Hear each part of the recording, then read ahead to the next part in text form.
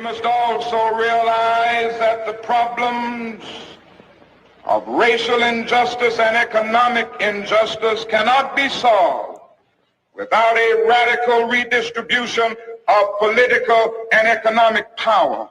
We read one day, we hold these truths to be self-evident, that all men are created equal, that they are endowed by their Creator with certain inalienable rights, that among these are life, liberty, and the pursuit of happiness. But if a man doesn't have a job or an income, he has neither life nor liberty and the possibility for the pursuit of happiness. He merely exists. Estimated that we spend $322,000 for each enemy we kill in Vietnam, while we spend in the so-called war on poverty in America only about $53 for each person classified as poor. The promises of the Great Society have been shot down on the battlefield of Vietnam, making the poor, white and Negro, bear the heaviest burdens both at the front and at home. The other thing I want you to understand is this, that it didn't cost the nation one penny to integrate lunch counters. It didn't cost the nation one penny to guarantee the right to vote. But now we are dealing with issues that cannot be solved without the nation spending billions of dollars and undergoing a radical redistribution of economic power. Yeah. I mean, I almost don't need to play any other clips, but I will. Because for most people, you don't really hear any of that when you're growing up in America, when you're growing up in our education system. You're not hearing about this extreme and radical call for political and economic redistribution of wealth, of resources, of power, right? We don't hear that in most American circles when it comes to education and it comes to mainstream circles, whether it be the media.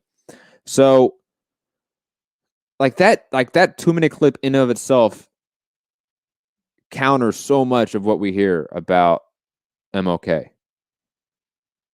You know, we hear so much that he would be a Republican nowadays and shit like that. That he wasn't about socialism. He didn't care about that.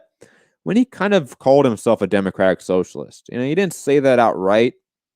I have the quote right here. Hold on. Where is it? Call it democracy or call it democratic socialism, but there must be a better distribution of wealth within this country for all of God's children.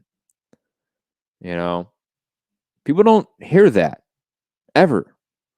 Like, for those that are like, you know, U.S. listeners, you know, I know I have some that listen to the UK and other countries, but for those in the U.S., I mean, have you ever heard that quote in school? Comparing himself to democratic socialism? Or about this quote? The evils of capitalism are as real as the evils of militarism and evils of racism. Like, how often have you heard, you know, the mainstream sort of echo chamber, if you want to call it that, mention that quote, juxtaposing the evils of capitalism with the evils of racism? You don't hear that often. You don't hear it ever, honestly, unless you're listening to left-wing sources. Like, that's the unfortunate truth.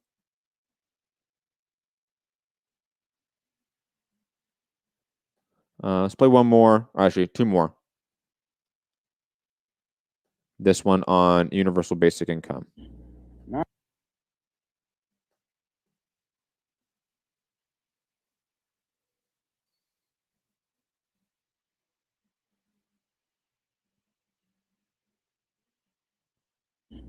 Now, one of the answers, it seems to me, is a guaranteed annual income, a guaranteed minimum income for all people and for all families of our country. It seems to me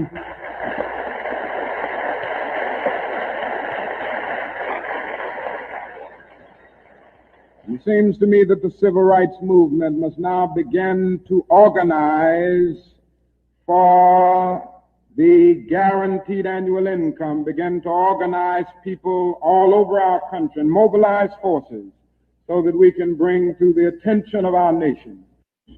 Now, one of the answers, and it goes along with like Thomas Paine was an advocate for like a universal, what did he call it? There's something else. It was like a universal payment. That's wrong. I know it is. Basically, what it was is like once you came of age, everyone got a big giant check from the government, right? It wasn't a annual income like MLK brings, or a universal basic income, as Andrew Yang obviously popularized in the 2015-16 campaign. But again, the fact that for a lot of people, when we heard about universal basic income, UBIs, it was through Andrew Yang.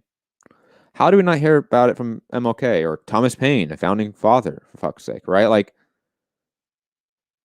it's just mind-blowing how something like a UBI was pushed by MLK 60, now I'm pushing what, like 80 years ago, right? Pushing 60, 80 years ago. No, 6 years ago. Yeah, 6 years ago. And it's now becoming like back into like vogue. It's now becoming back part of the mainstream political discourse about how to take care of the people, the masses. This was something that was talked about by the most famous civil rights leader ever. And we didn't hear about it until 2015 when Andrew Yang talked about it. It should be criminal what the education system, what the mainstream media sphere has done to MLK's legacy. I like this one a lot. Him on the hypocrisy of the whole lift yourself up by the bootstraps, that whole talking point from the right and from conservatives. He does a really good job here.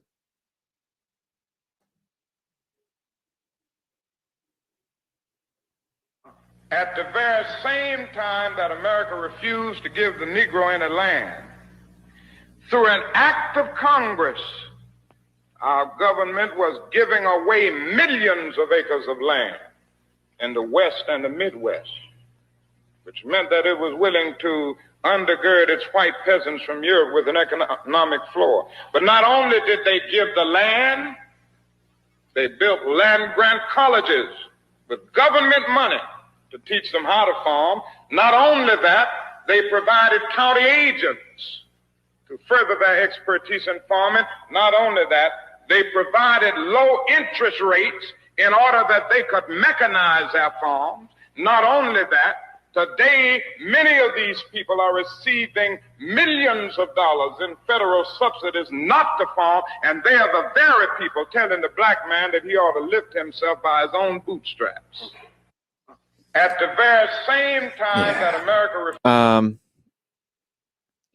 on that note, when it comes to the power dynamic, the material dynamic involved between the rich ruling class, the bourgeois class of America, and on top of it, the white class of America, which has been intrinsically linked through the act of slavery and Jim Crow and Reconstruction, and the material wealth or non-wealth of the proletariat class, the predominantly black and brown people of this country. And the fact that we tell the most impoverished people that have been pushed the most to lift yourself up by the bootstraps when they don't have the boots to lift themselves up is just ridiculous.